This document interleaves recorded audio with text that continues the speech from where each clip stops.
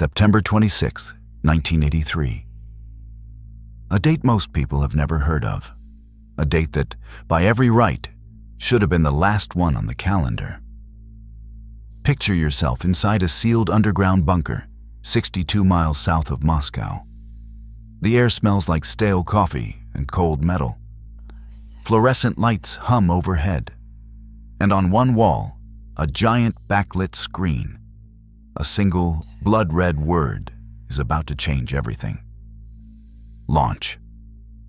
The Soviet nuclear early warning system OKO had just reported one intercontinental ballistic missile inbound from the United States, with 4 more behind it. The protocol was clear. The chain of command was waiting. And one man, one lieutenant colonel on a midnight shift, had to decide whether civilization lived or died. His name was Stanislav Petrov. But first, the world he walked into. The Soviet Union in 1983 was geared to expect an attack and retaliate fast. Hair trigger alert. Nervous?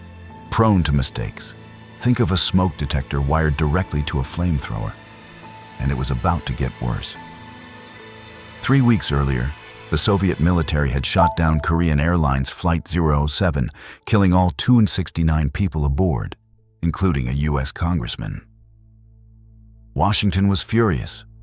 Moscow was defensive. Every general on both sides had their finger hovering a little closer to the button.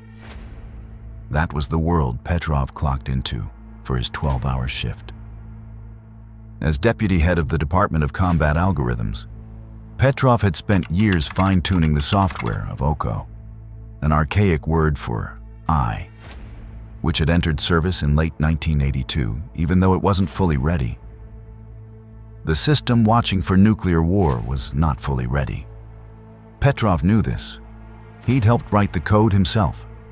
Shortly after midnight, a siren blared. The wall panel flashed angry red letters. Launch. 1 missile. High reliability. Every head in the room snapped toward Petrov. The script said, "Pick up the phone.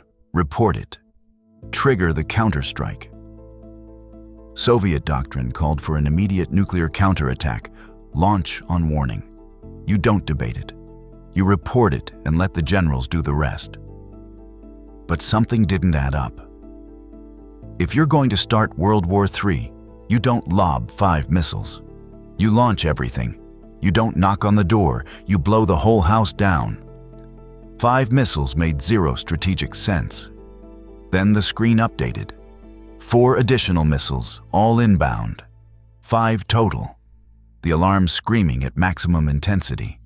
10 minutes to decide. The length of a pop song. There was another problem. Soviet ground-based radar showed no evidence of an attack. The satellites were screaming. The radar was silent. And the detection system was new, not wholly trustworthy in his view. He'd read the error logs. He knew the bugs.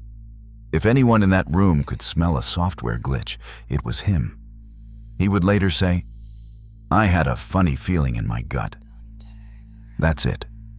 That's what stood between you and nuclear winter. 5 minutes after the first siren, Petrov decided not to report the alarms. He told his staff it was a false alarm. He picked up the internal phone and said the words that rewrote history. Then he waited, hands shaking, heart hammering, for either confirmation he was right or the distant glow of incoming warheads. The minutes crawled by. Nothing came. It was later determined that the false alarms were caused by a rare alignment of sunlight on high-altitude clouds over North Dakota, which the satellites had misread as ICBM launches. Sunlight, clouds, the autumn equinox, the most catastrophic near miss in human history, caused by the sun bouncing off the wrong patch of sky. You'd think, heroes welcome. Medals. A parade through Red Square. Wrong. Petrov was interrogated, reprimanded, and reassigned to less sensitive duty. He was eventually docked for failing to fill in his duty log, while he was busy deciding whether the earth should burn. Bureaucracy. mankind's most indestructible force. The story wasn't made public until 1998. By then, Petrov had long since retired to a modest apartment outside Moscow, largely unknown, largely unrewarded. He received the Dresden Peace Prize in 2013 and was posthumously honored with the Future of Life Award in 2018. Better late than never, though never would have meant no one left to give the award. He never called himself a hero. "I was simply doing my job," he said. "I was the right person at the right time, that's all." He didn't fire a weapon. He didn't launch a missile. He didn't give a speech. He just waited. And in the waiting, he saved everyone. If this story blew your mind, smash that like button, because it deserves to be seen. Subscribe if you're new. We go deep on the moments that almost broke history. And drop a comment. What would you have done in that bunker? Because the terrifying truth is, most people would have made the call. Stanislav Petrov didn't, and we're all still here because of it.